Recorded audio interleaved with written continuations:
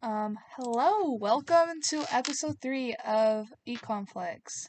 So, macroeconomics is our subject today, and that is the study of the large economy as a whole. The field of macroeconomics was born during the Great Depression.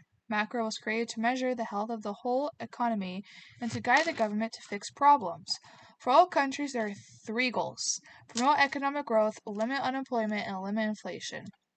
GDP is a huge way we measure economic growth. GDP is the dollar value of all final goods and services produced within a country's border within 1 year.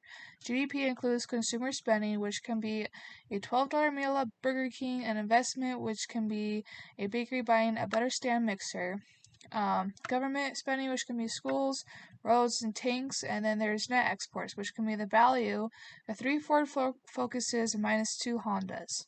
GDP finds out how well the economy is doing. The United States has a GDP of $21.43 trillion, while Canada has a GDP of $1.74 trillion. The United States would be considered more economically superior compared to Canada. Then we have smaller countries like Tuvalu with a GDP of $39 million, and just by not knowing the name, we could tell that Tuvalu is not a common or well-known country and is a lot less economically stable and less powerful as a country. Now there's GDP per capita.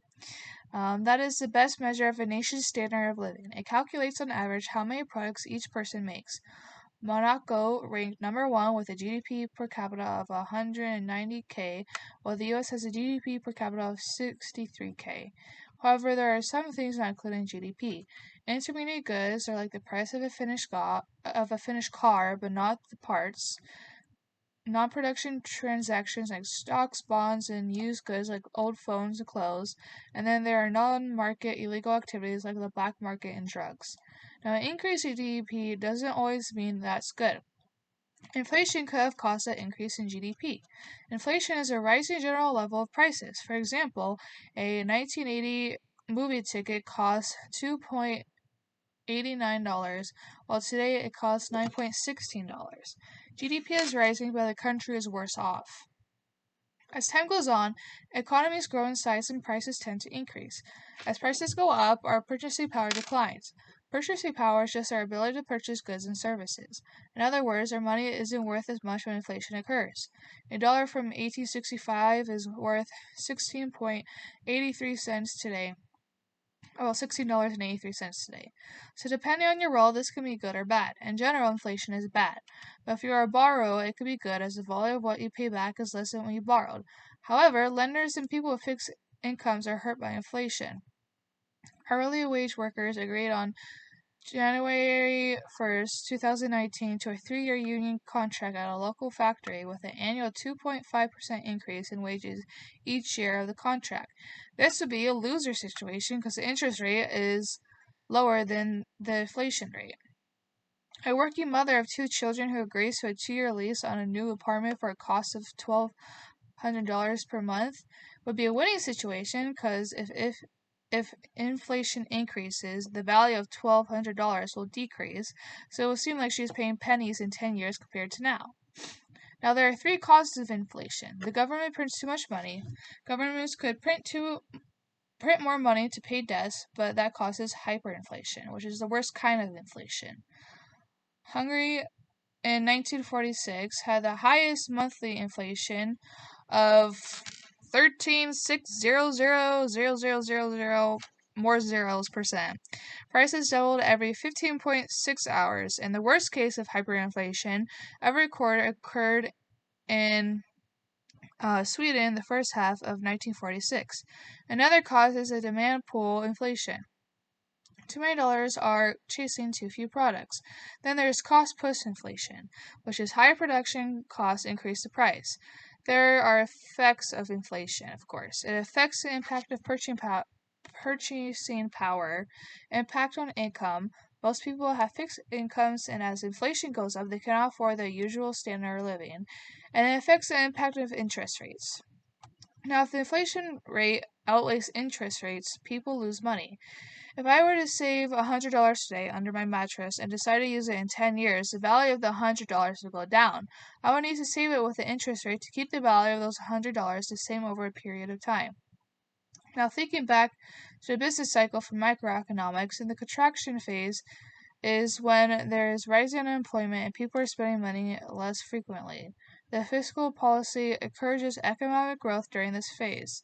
Some actions could be government spending to put people to work or tax cuts, where they put more money in the hands of businesses to hire more people. Now, it could be hard for the government to predict the future, though. There can also be delayed changes where we don't catch them until it's too late. The fiscal policy was first used in the Great Depression. The government used this policy to not only support itself, but to promote overall economic stability. And now taxes, something we all know. Taxes are payments people are required to pay to the government.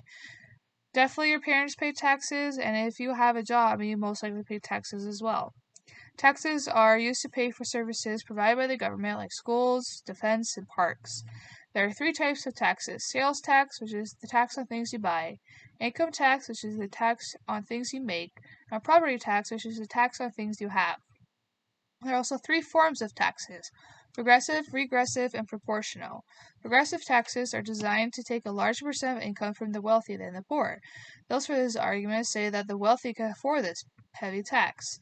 Regression tax is when tax takes a higher percentage of income from the poor than the wealthy. Those for this argument say that if you can't afford the item, don't buy it. The proportional tax is when everyone is taxed the exact same. This is the type of tax Colorado has. Other taxes include Social Security, which funds older or disabled Americans and veterans. There's also Medicare, which funds national health insurance for people over 65. And unemployment taxes, which are paid by employers to provide compensation for workers laid off through no fault of their own. Excise tax is to encourage certain behaviors like alcohol and cigarettes to discourage those behaviors. And the cigarette tax in Colorado is about $1.94 on a pack of 20 cigarettes. And then there is an estate tax, which is a tax on the value of possessions you have after death of estates over $1.5 million. Now there's international trade. It is the purchase, sale, or exchange of goods and services across national borders. It's important to trade because people have a larger selection of products and it creates jobs. The purpose of trade is to find a mutually beneficial economic relationship with another country that allows you to obtain goods and services in exchange for other goods and services that maximize your efficiency. Leading and lagging indicators are ways we can know if we are picking the right trading partner. Leading indicators are future trends. They include manufacturing, retail, and building permits. Lagging indicators shift after the economy changes. They include GDP, unemployment, and inflation. The top 5 trading partners in the world is Mexico, Canada, China, Japan, and the United Kingdom. And the United States' largest export is transportation equipment. It's important for the U.S. to find trading partners who are able to give us goods that we need, like machinery and medical equipment. We are then able to trade with those partners things that they might need in order to establish a trading partnership. So in conclusion, macroeconomics affects everyone, whether it be you yourself of having a job at Hobby Lobby and paying taxes on your paycheck, to all the way of international trading between nations and the trade on exports and imports. So on a large economic scale, macroeconomics affects everyone and something that we should all know.